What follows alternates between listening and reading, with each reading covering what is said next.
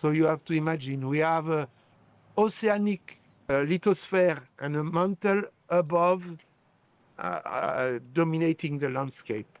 Des géographes, des biologistes, des chimistes ou encore des anthropologues, ces invités régionaux du projet Diversité ont été amenés ce matin sur les hauteurs du Wentoro.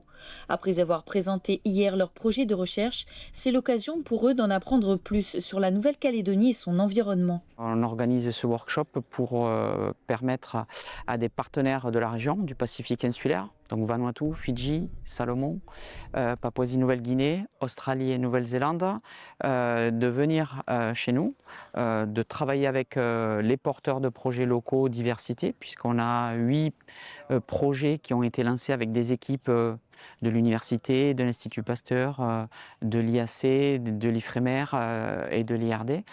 L'enjeu, c'est de faire avancer des problématiques sociétales, comme l'impact du changement climatique, qui est lié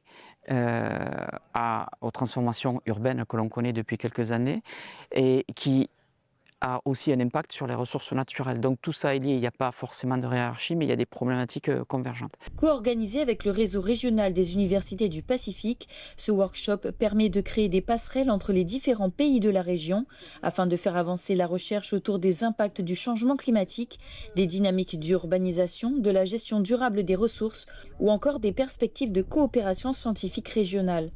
Une collaboration qui fait écho à Candice Cabane, directrice de la faculté des sciences de l'Université nationale du Vanuatu.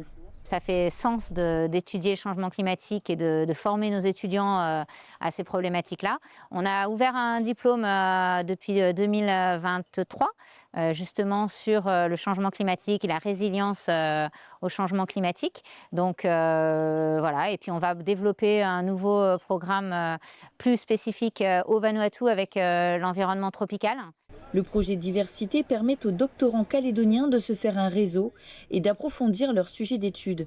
C'est le cas pour Noéline, dont la thèse est entièrement financée par Diversité.